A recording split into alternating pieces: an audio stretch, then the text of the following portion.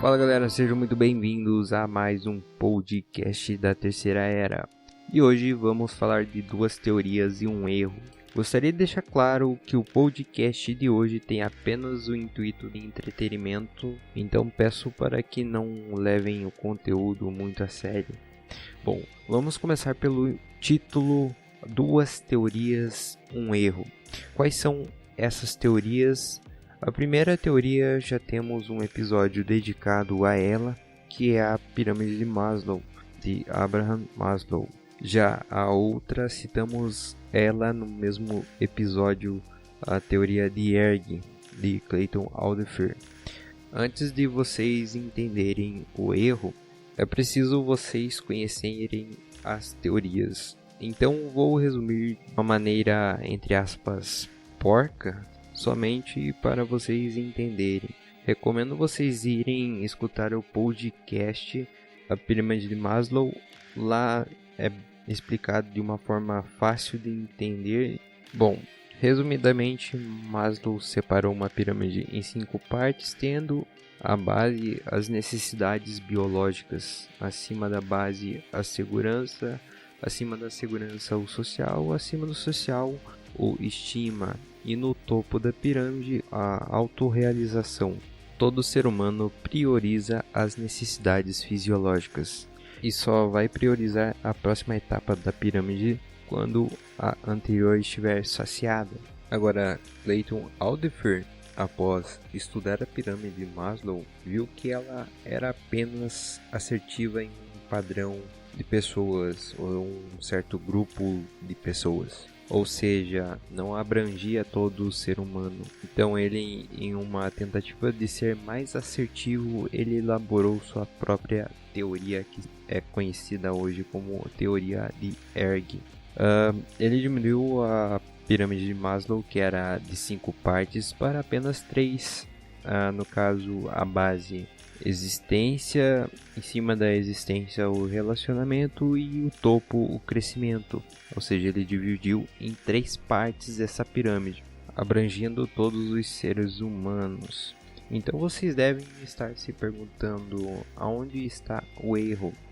Então eu vou lhes falar aonde está o erro. O erro foi tentar classificar, entre aspas, o ser humano em uma pirâmide, sendo que todo ser humano são diferentes uns dos outros. Cada um tem sua forma de pensar, seu modo de ver as coisas, sua forma de agir.